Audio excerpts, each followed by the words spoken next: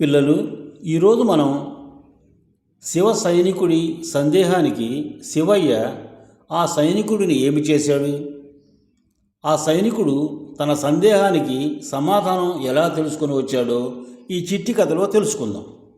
ఈ చిట్టి కథ పేరు మూర్ఖులు వివేకవంతులు. కైలాసంలో శివ సైనికుడికి ఒక సందేహం వచ్చింది. ఎవరు మూర్ఖులు, ఎవరు వివేకవంతులు? ఈ సందేహాన్ని తీర్చుకుందామని శివుడి దగ్గరికి వెళ్ళి అడిగాడు. అందుకు శివయ్య గట్టిగా నవ్వి ఆ శివ సైనికుడిని పక్షిగా మార్చాడు.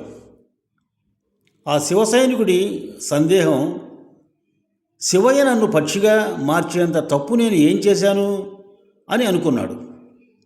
ఇంతలో శివుడు ఇలా అన్నాడు, ఏదైనా చెబితే అర్థం కాదు, స్వయంగా అనుభవంలోకి వస్తే అర్థమవుతుంది.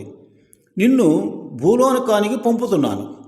భూలోకం వెళ్ళి అక్కడ సంచరించి నీ సందేహం తీరాక తిరిగిరా.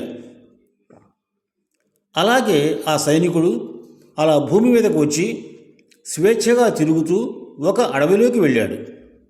ఆ అడవిలో వామదేవ ఆచార్య అనే దారుశిల్పి కలప కోసం వచ్చాడు. ఆ దారుశిల్పి ఆ పక్షిని గమనించగా ఆ పక్షి కార్చిన ఎంగిలి భూమి మీద పడిన వెంటనే బంగారంగా మారుతుంది. ఆ వింతను చూచి దారుశిల్పి ఎలాగైనా పక్షిని సొంతం చేసుకోవాలనే ఆలోచనతో ఉన్నాడు. ఆ ఆలోచన అమలుపరచడానికి వెంటనే ఒక పంజరం తీసుకువచ్చాడు.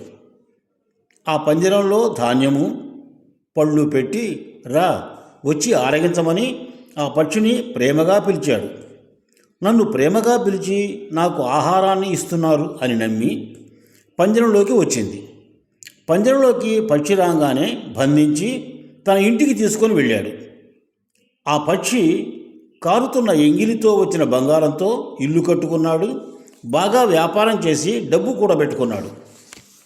వచ్చిన డబ్బుతో సంతృప్తిపడి తన మిత్రుడైన స్వర్ణశిల్పి ఆదిత్య ఆచార్యకు ఈ పక్షిని ఇస్తే అతను కూడా బాగుపడతాడు అని ఆలోచించి ఈ పక్షిని అతనికి ఇచ్చి పక్షి మహిమ తెలియజేశాడు.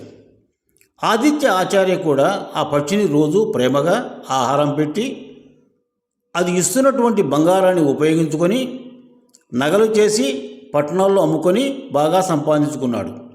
అతను కూడా ఇల్లు కట్టుకున్నాడు, డబ్బు కూడబెట్టుకున్నాడు. తనకు వచ్చిన ఆదాయంతో తృప్తిపడ్డాడు.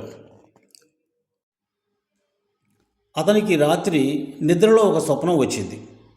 రాజభటులు పక్షి వృత్తాంతాన్ని తెలుసుకొని తనను రాజుగారి దగ్గరకు తీసుకువెళ్ళి కారాగారంలో బంధించినట్లు. వెంటనే నిద్ర మేల్కొని ఈ స్వప్నం నిజమవుతుందేమోనని భయపడ్డాడు. ఆ భయంతో మరుసటి రోజు ఈ పక్షిని రాజుగారికి బహుమతిగా ఇస్తే మంచి పేరు వస్తుంది అని అనుకున్నాడు. మరుసటి రోజు రాజుగారి దగ్గరకు వెళ్ళి పక్షి వృత్తాంతాన్ని చెప్పి, రాజా నమస్కారం, ఈ పక్షి ఎంగిలి భూమి మీద పడితే బంగారంలా మారుతుంది, మీకు బహుకరించాలని వచ్చాను అని చెప్పాడు. ఇంతలో మంత్రి అక్కడికి వచ్చి, రాజా ఈ చదువులేని మూర్ఖుని మాటలు నమ్మకండి, ఈ మూర్ఖునికి ఏమి తెలుసు అని అన్నాడు. రాజు మంత్రి మాట వినలేదు. మంత్రి, మనం ఈ పక్షిని పంజరంతో సహా ఒకరోజు ఉంచుకుందాము, నిజానిజాలు బయటపడతాయి, నిజం తెలుసుకున్న తర్వాత ఏమి చేయాలి అని ఆలోచన చేద్దాం. మరునాడు రాజు వచ్చి పంజరంలో చూస్తే బంగారం ముద్దలు కనిపించాయి. మంత్రిని పిలిచి చూపించాడు. మంత్రి ఆశ్చర్యపోయినాడు. తన తప్పుడు సలహాకి మన్నించమన్నాడు. రాజుగారు తన రాజ్యంలో పక్షిని నెల రోజులు ఉంచుకొని దానికి తగిన ఆహారాన్ని, పండ్లు, గింజలు, మంచినీరు అందించి తన కన్నబిడ్డలా చూసుకున్నాడు. ఆ పక్షి ఎంగిలి వలన వచ్చిన బంగారాన్ని రాజ్యంలో అభివృద్ధి పనులకు ఉపయోగించాడు. నెల రోజుల తర్వాత తన పరివారంతో ఆ పక్షికి సన్మానం చేసి దాన్ని స్వేచ్ఛగా వదిలివేశాడు. పక్షి రూపంలో కైలాసం చేరుకున్న ఆ సైనికుడు, తండ్రి శివ, నాకు వివేకం అంటే ఏమిటి, మూర్ఖత్వం అంటే ఏమిటో ఇప్పుడు బాగా అర్థమైంది, ధన్యవాదాలు అని చెప్పి రూపం మార్చుకున్నాడు. పాఠకులారా, ఇందులో మూర్ఖులు ఎవరో వివేకవంతులు ఎవరో మీరే గమనించండి, మీరే గుర్తించండి. పిల్లలు, శివసైనికుడు తన సందేహానికి సమాధానం ఎలా తెలుసుకున్నాడో ఈ కథలో విన్నాం కదా. ఈ కథలో నీతిని ఒక వాక్యంలో చెప్పుకోవాలంటే, వివేకవంతుల గురించి మూర్ఖుల గురించి సొంత అనుభవంతోనే తెలుసుకోవాలి. ఇదే ఈ కథలోని నీతి.